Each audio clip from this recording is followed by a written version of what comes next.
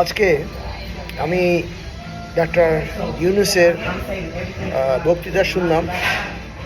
একজন যোগ্য, শিক্ষিত, অনেক দেশ ভ্রমণকারী এবং বিভিন্ন অঙ্গ প্রতিষ্ঠানের প্রেসিডেন্ট থেকে সিইও থেকে শুরু করে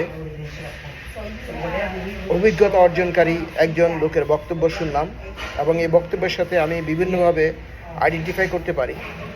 তার প্রজ্ঞা, তার পারদর্শিতা, তার সুদূর প্রসারী যে পরিকল্পনা, তা খুব চমৎকারভাবে তিনি বর্ণনা করেছেন।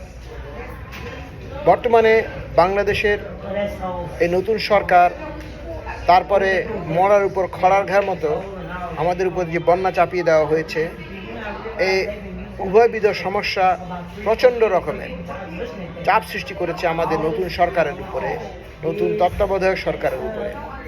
তার মধ্যেও তারা যে চমৎকারভাবে কাজ করে যাচ্ছে, এর জন্য তাদেরকে ধন্যবাদ জানাই।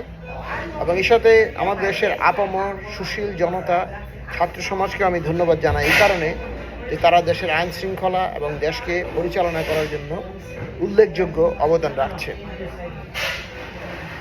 এখানে আমাদেরকে একটা জিনিস অবশ্যই মনে রাখতে হবে যে আমাদের প্রতিবেশী দেশ, যেটা একটা বর্বর, অসভ্য একটা স্বৈরাচারী সরকার দ্বারা পরিচালিত, তারা কোনোদিন আমাদের ভালো চায় না।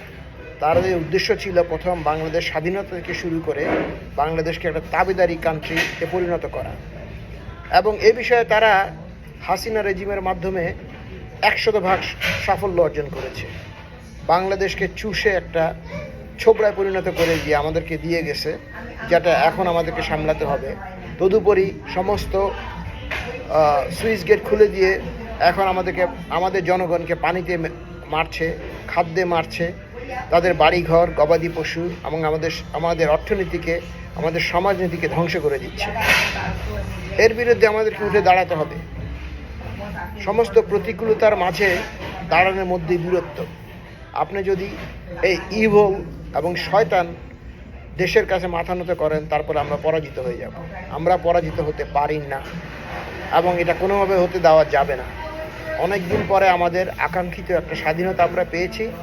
আমাদের বাক স্বাধীনতা, আমাদের সমাজনীতি, আমাদের বিভিন্ন রকম পরিপার্শ্বিকতার জন্য যে বলার ভাষা আমরা ছিল না, এখন তা বলতে পারছি without any kind of jail term, prosecution, torture, kidnap and all kind of things.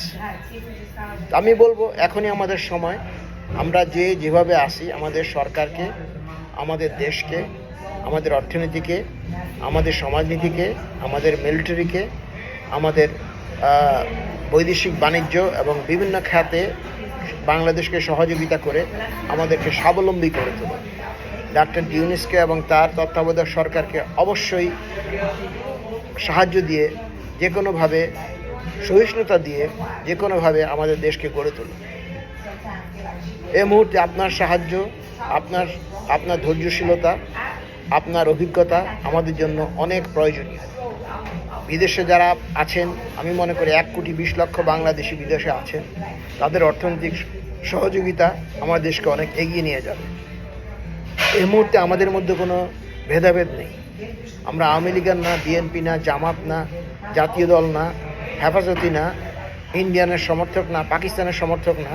আমরা বাংলাদেশি। জাতীয় ধর্ম বিদ্বেষ ভুলে গিয়ে আমাদেরকে এই মুহূর্তে একত্রিত হয়ে আমাদের দেশকে পুনর্গঠন করতে হবে। তারপরে আমরা চিন্তা করব যে আমরা কোন দিকে যাব। কিন্তু যখন দেশের এই ভগ্ন দশা, দেশের ব্যাংকিং খাত থেকে শুরু করে, স্টক মার্কেট খাত থেকে শুরু করে, দেশের বিভিন্ন সেক্টরে পুরোপুরি এটাকে চুষে ছিবড়ে খেয়ে ফেলেছে এই ফ্যাসিবাদী, এই স্বৈরাচারী সরকার, যা আমাদের গলা থেকে এখন নেমেছে। এদেরকে ধরে ধরে প্রত্যেকটাকে বিচার করতে হবে। তাদের অর্থনীতি কোথায়, তাদের অর্থ কোথায় আছে, সমাজ কোথায় আছে, তাদের বাড়িঘর কোথায় আছে, কোথায় টাকা ট্রান্সফার করেছে, সব বের করে এনে বাংলাদেশে ফিরিয়ে আনতে হবে এবং তাদেরকে আইনের মাধ্যমে প্রসিকিউট করতে হবে। আমি আর এই কথা বেশি বাড়াবো না। আমার যা বলার আমি বলেছি। এখন আপনাদের দায়িত্ব, আপনাদেরকে বুঝিয়ে বলার দরকার নেই। আমি খালি একটা জিনিস বলবো যে আমাদের মধ্যে ভেদাভেদ সৃষ্টি করবেন না।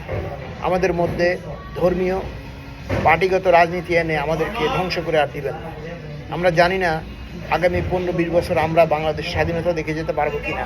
তবে সর্বোপরি চেষ্টা করব যাতে আমাদের দেশকে গড়ে তোলার জন্য আমাদের দেশে একটা মুক্ত, স্বাধীন, সার্বভৌম রাষ্ট্র হিসাবে পৃথিবীতে আমরা যেন প্রতিষ্ঠাতা করে যেতে পারি। এই বলে আমি আমার বক্তব্য শেষ করলাম।